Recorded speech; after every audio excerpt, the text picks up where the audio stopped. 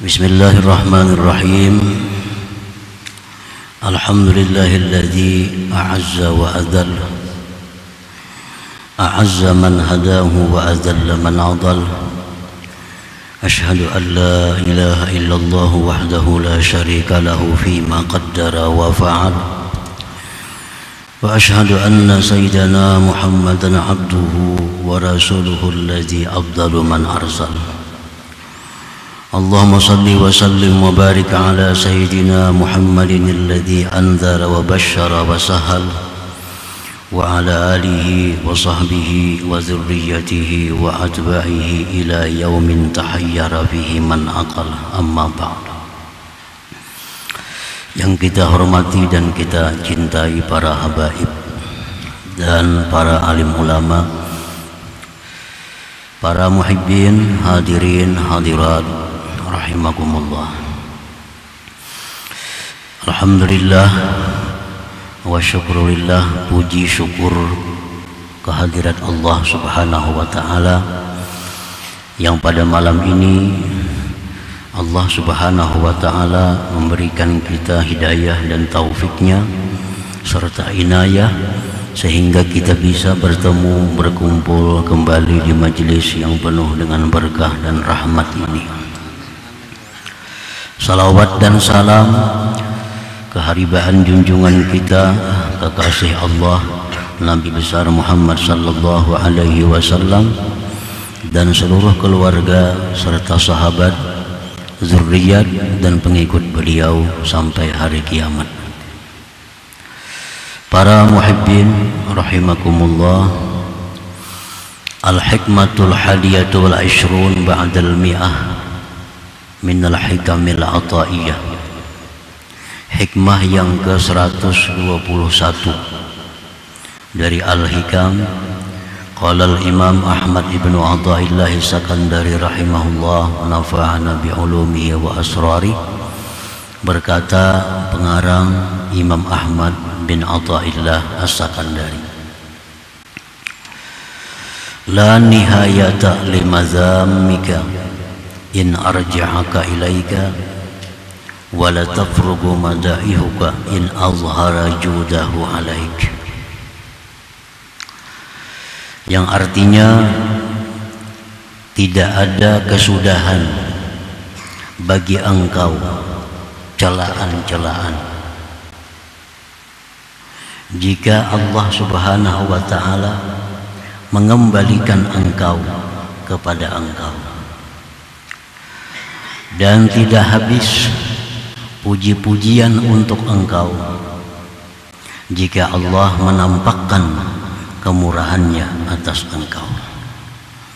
Itulah terjemahnya hikmah yang ke-121 ini. Maksud daripada hikmah ini adalah idza aradallahu ihanata 'abdin wa idlalah raddahu ila nafsihi wa wakkalahu ilaiha fatuwallih, fa idza staulathu nafsuhu askatathu bimahawir rada. Apabila Allah subhanahu wa ta'ala menghendaki menghinakan seorang hamba, maka Allah kembalikan hamba itu kepada nafsunya dan Allah serahkan dia kepada nafsunya, maka berkuasalah nafsu itu atasnya si hamba tadi. Apabila nafsu itu sudah menguasai seorang hamba, maka nafsu itu akan menjatuhkan dia pada lembah kehinaan.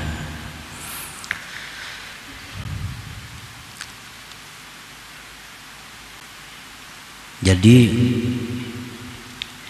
apabila Allah menghendaki kehinaan kepada kita,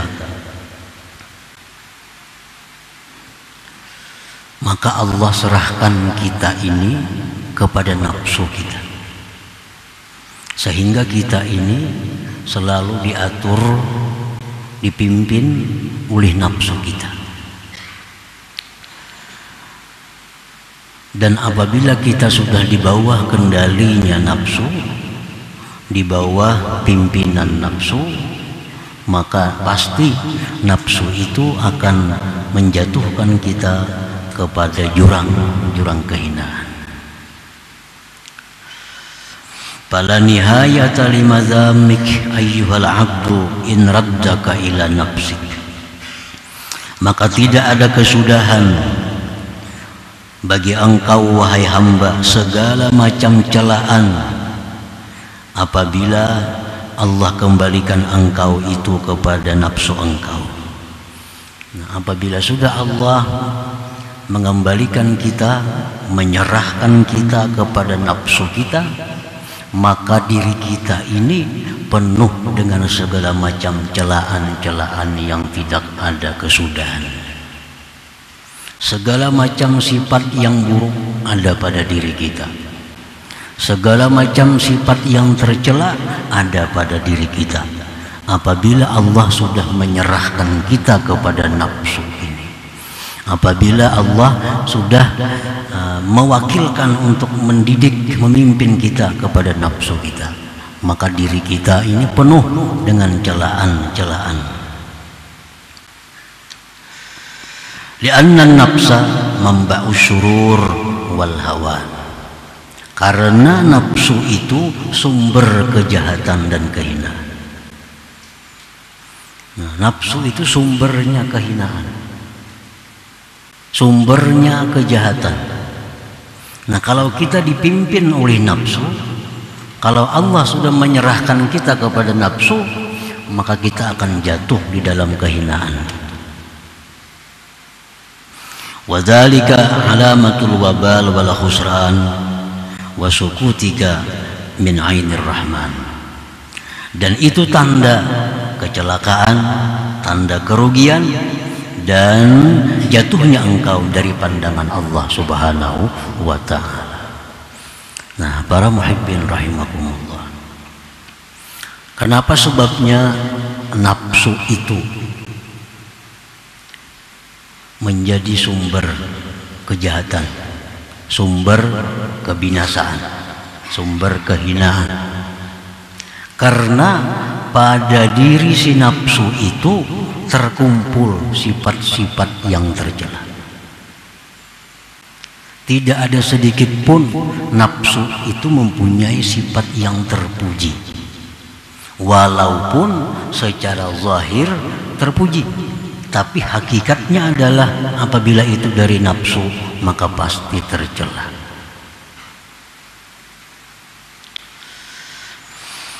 Nah, sifat nafsu itu antara lain adalah al-kibru, kesombongan. Ini sifat nafsu. Nah, kalau kita dipimpin oleh nafsu yang bersifat sombong, kita pun akan jadi orang yang sombong. Lamma khalaqaha Allah qala laha man ana qalat anta wa ana. Ini bukti kesombongan nafsu. Begitu Allah menciptakan nafsu, ujar Tuhan, wahai nafsu, siapa aku?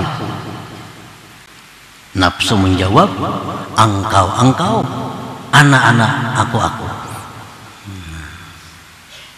Artinya nafsu kadang mengakui bahwa dia adalah hamba Allah, dia kadang mengakui bahwa dia adalah ciptaan Allah, dan tidak mengakui Allah sebagai Tuhan. Anta, ana. Nah, ini sifat nafsu, artinya kesombongan nafsu itu. Begitu diciptakan, dia sudah sombong.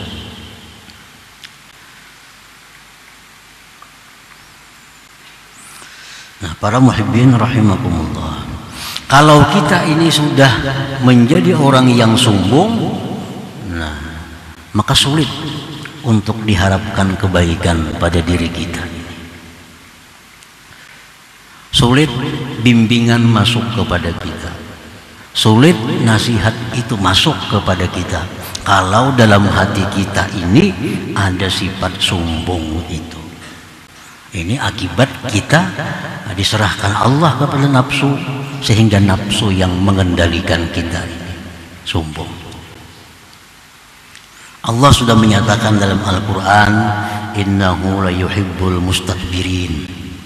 Allah tidak suka orang yang bersifat sombong itu. Nah, kalau Allah ini tidak suka orang yang bersifat sombong, maka Allah tidak akan memberikan sesuatu yang berharga kepada orang yang tidak dia cintai itu. Allah tidak akan memberikan sesuatu yang berharga kepada orang yang tidak ia cintai. Apa yang berharga itu?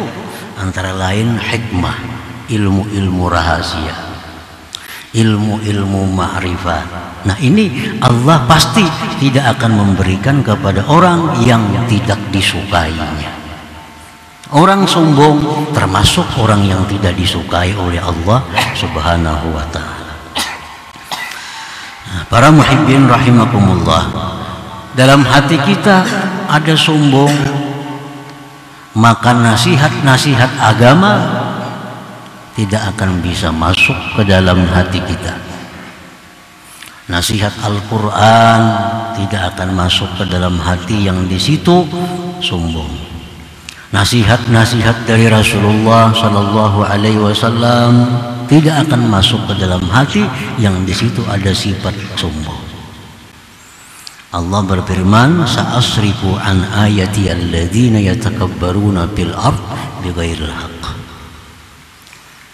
Artinya, aku palingkan ayat-ayatku terhadap orang-orang yang sombong di muka bumi itu. Nah, para muhibbin rahimakumullah, nah ini salah satu di antara tercelaknya seseorang yang dipimpin oleh nafsu.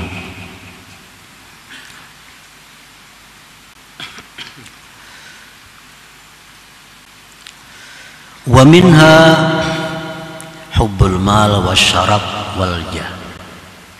Nah, sifat nafsu yang tercela lagi adalah bahwa nafsu ini dia menyukai harta, dia menyukai kehormatan, kemuliaan di sisi manusia, dan dia menyukai kedudukan, pangkat di sisi manusia. Nah, ini sifat nafsu. Karena itu harta, pangkat ini satu jalan untuk si nafsu ini bisa meluluskan kehendaknya. Nafsu hendak ini, kalau duitnya kadada, kalau duitnya kadada, kawalah. Makanya nafsu itu katuju lawan duit itu, karena duit itu jalan untuk meluluskan kehendaknya. Nafsu ini suka dengan pangkat kedudukan, karena dengan pangkat kedudukan itu dia menjadi mudah untuk meluluskan kehendaknya. Orang berpangkat, hendak napa?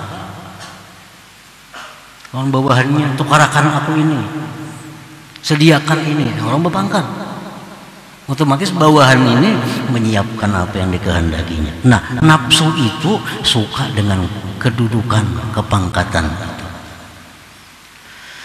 Nah, para muhibbin rahimakumullah, nah kalau kita dipimpin oleh nafsu kita, kita pun demikian. Kita akan menjadi orang yang cinta kepada harta, kita cinta kepada dimuliakan, dihormati, kita cinta kepada kedudukan dan pangkat di sisi manusia. Nah, para muhibbin rahimakumullah, Rasulullah SAW bersabda, hubbul mal wasyarab yumbitanin nifaq fil qalbi kama yumbitul ma'ul baqla. Cinta kepada harta, cinta kepada dimuliakan, dihormati, itu menumbuhkan kemunafikan di dalam hati, sebagaimana menumbuhkannya air akan sayuran, tanam-tanaman. Nah, ini sifat yang tercela juga pada diri orang yang dibimbing oleh nafsu itu. Ini tercela juga. Oleh karena itu, pengarang Al-Hikam menyebutkan la nihayata limazammik, tidak ada kesudahan celaan kepada engkau. In arja'aka ilaik, jika Allah mengembalikan engkau jika Allah menyerahkan engkau itu kepada pimpinan, kepada bimbingan nafsu engkau. Satu sombong sudah dicela. Orang yang sombong ini siapa aja pasti dicela. Kanak-kanak sombong dicela, orang tua sombong tercela, laki suami sombong tercela, istri sombong tercela, murid sombong tercela, guru sombong tercela. Siapapun yang bersifat sombong itu pasti tercela. Nah, para muhibbin rahimakumullah. Jadi cinta kepada harta itu adalah sifatnya nafsu. Cinta kepada dihormati, dihargai orang itu sifatnya nafsu. Cinta kepada kedudukan, kepangkatan itu sifatnya nafsu. Jadi kalau orang sudah dikuasai nafsu, dipimpin oleh nafsunya, nah maka hidupnya demikian. Sombong, suka kepada harta, pangkat, kedudukan. Wa hubbul mal yurisul bukhla. Orang yang cinta kepada harta itu menimbulkan kikir. Nah, kikir ini pun termasuk sifat yang tercela. Ya, cinta kepada harta, maulah pemurah. Orang cinta kepada harta jauh dengan pemurah. Nah, otomatis orang itu cinta kepada harta, dia kikir. Rasulullah SAW sudah menyatakan, wa innal bakhil ba'idun minallah, ba'idun minan nas, ba'idun minal jannah, qaribun minan nar. Ujar Nabi, orang yang kikir itu jauh dari Allah, jauh dari manusia. Orang ada mau mengawani, ini kikir, orang aja. Rokok minta lawan orang, titisan minta lawan orang, kawarong minta biari akan orang. Nah, orang kikir, ba'id minan nas, jauh dari manusia, ba'idun minal jannah, jauh dari surga, qaribun minan nar, dekat dengan neraka, dekat dengan neraka. Kenapa sebabnya? Karena orang kikir ini dekat dengan neraka karena dia bayar zakat, zakatnya bisa kurang. Karena dia kikir. Dia menjual takaran, timbangan, ukuran bisa kurang karena dia kikir. Milik orang bisa dikatakannya miliknya karena dia kikir. Nah, makanya tadi qaribun minan nar, dia dekat dengan neraka. Nah, segala sifat tercela-tercela ini ada pada diri orang yang di bawah bimbingan nafsu itu. Nah, para muhibbin rahimakumullah, wa hubbus syarab wal jah yurisur riya. Orang yang suka kehormatan, suka kedudukan itu menimbulkan riya. Riya, minyak sembahyang supaya dinilai orang, dia itu ahli sembahyang. Dia bersedekah bukan mencari balasan Allah. Dia bersedekah bukan mencari keridhaan Allah, tapi dia bersedekah untuk mendapatkan simpati dari orang. Nah, ini akibat apa? Cinta kepada kedudukan, cinta kepada kepangkatan.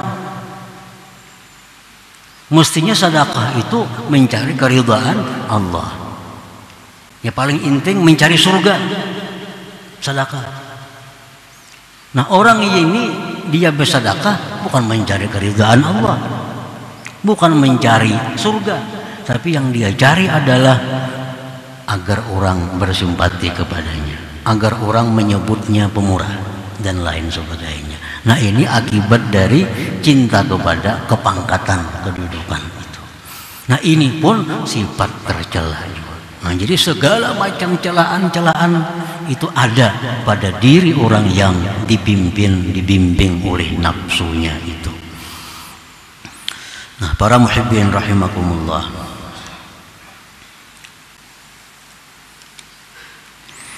wa idza aradallah i'zaz 'abdin wa inayatah azhara 'alaihi judah fatawallahu wa hafizahu wa la yatrukuhu wa la yuwakkiluhu ila nafsihi.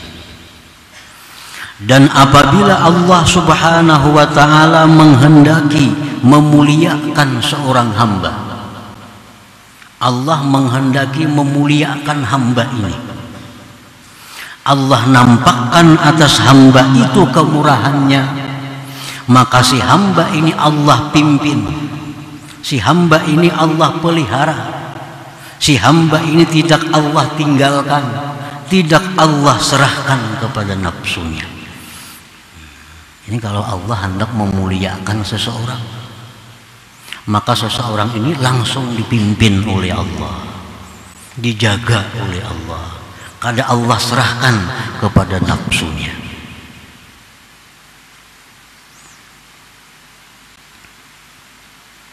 Dalam doa kunut itu ada watawallani fiman tawallai. Artinya apa? Pimpinlah aku ya Allah, pimpinlah hamba ya Allah pada orang-orang yang kau pimpin. Jangan sampai kita dipimpin oleh nafsu.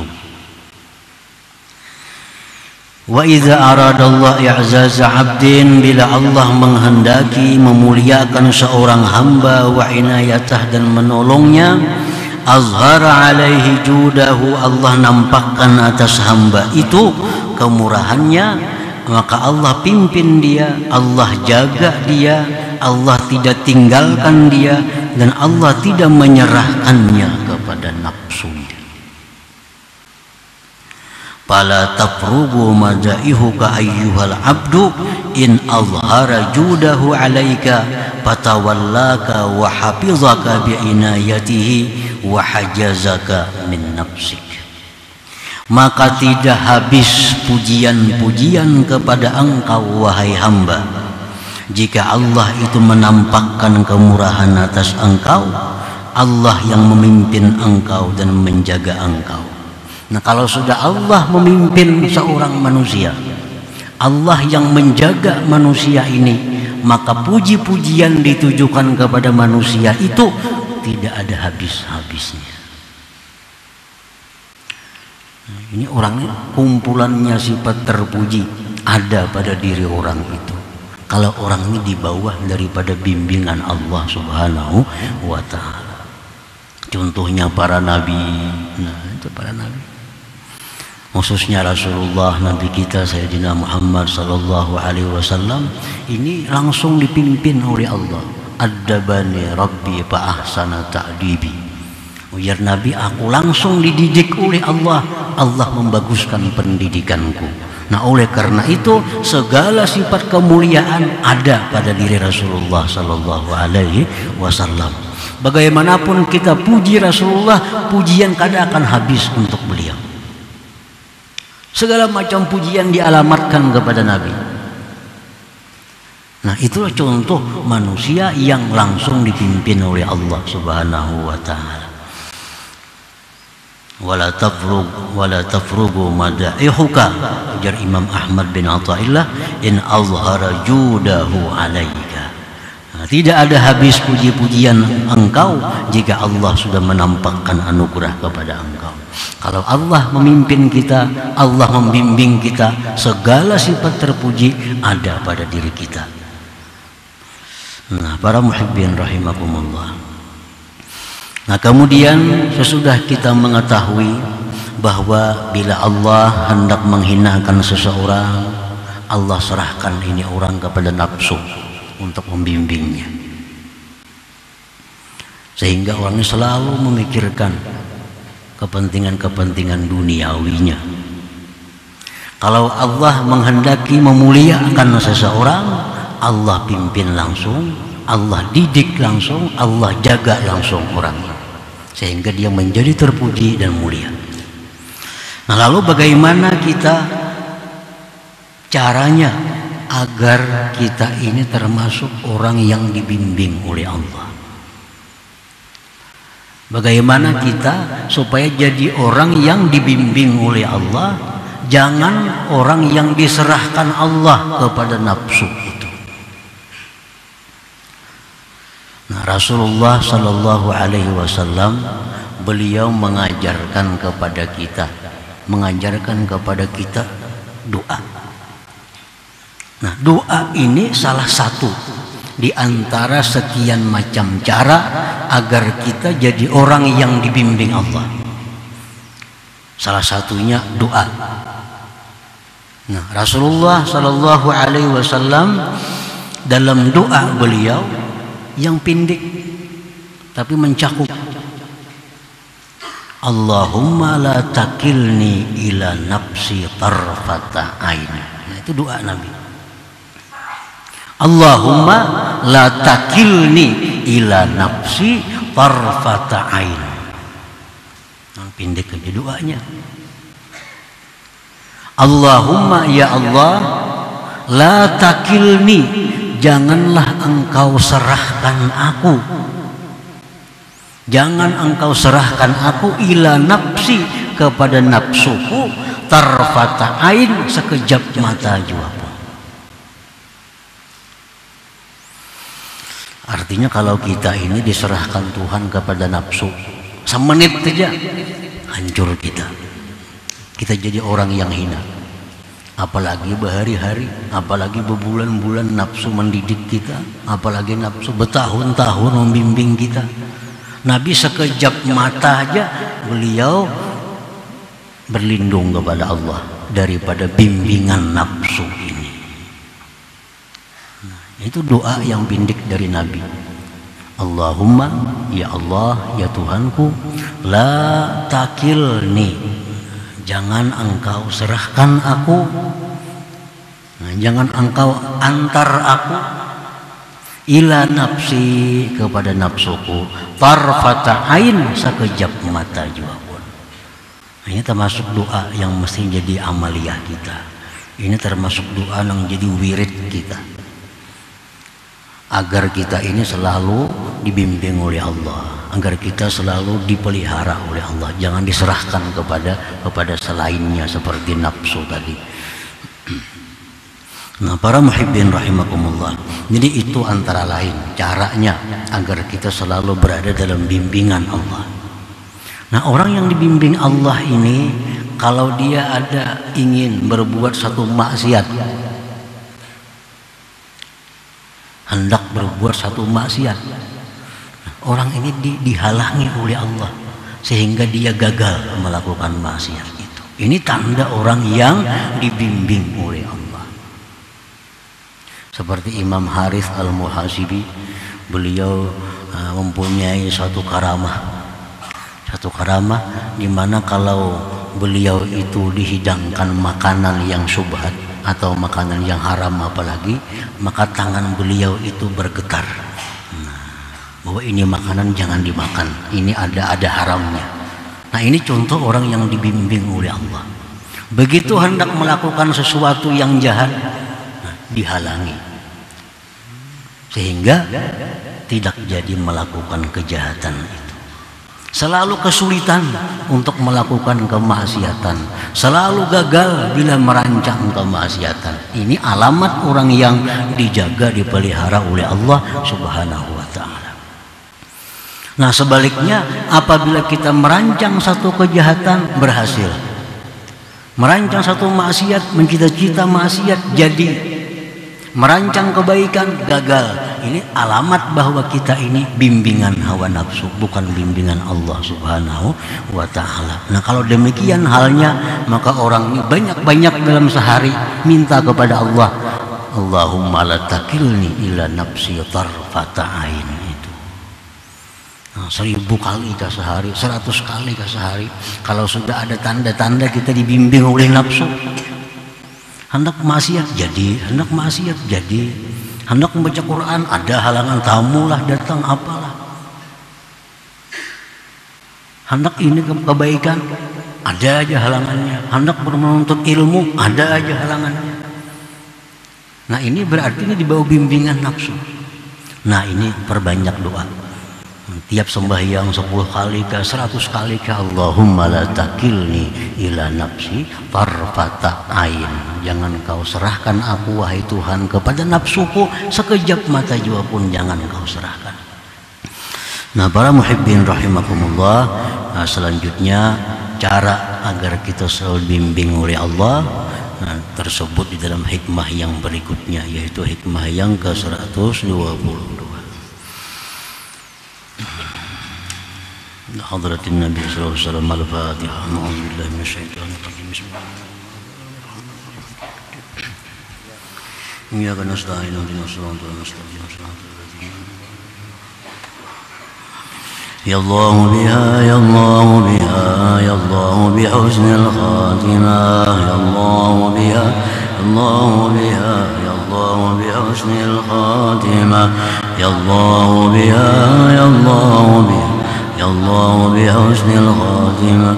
Ya ayyuhar rajul minhu syafa'atan, sallu alaihi wa sallimu taslima. Allahumma salli wa sallim.